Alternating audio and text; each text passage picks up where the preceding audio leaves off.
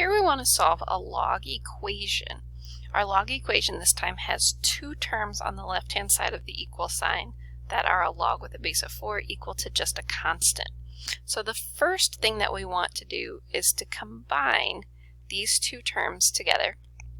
Because these are two logs that are being added together, we're going to combine these using our sum of logs property.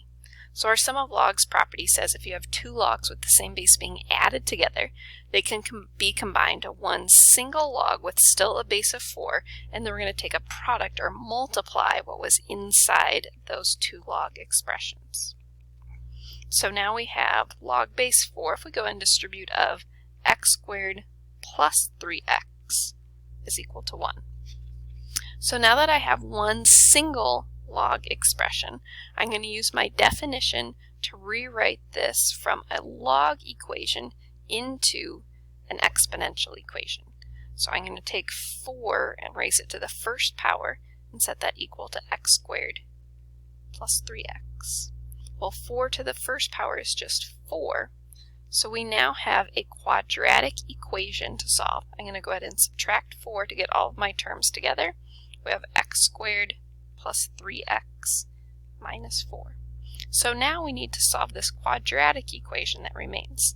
This is a great one to use our strategy of factoring. So thinking about two numbers that multiply to negative 4 but add to a positive 3, we can factor to x plus 4 times x minus 1. Setting each factor equal to 0, we get two solutions, x equals negative 4 and x equals positive 1. So in the instructions it had a note to be sure to check for extraneous solutions. So when we're dealing with log expressions, you cannot take the log of a negative number, nor can you take the log of 0. So we need to check that when we plug back in these x values that we don't end up with the log of a negative number. Well, right away if we take negative 4 that we came up with as a solution and plug it into that first term, log base 4 of negative 4 does not exist. That's not in our domain. So we need to throw out negative 4 as an extraneous solution.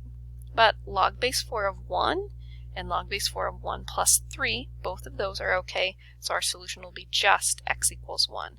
So negative 4 is not in the domain. We cannot take the log of a negative number, but x equals 1 is our one solution.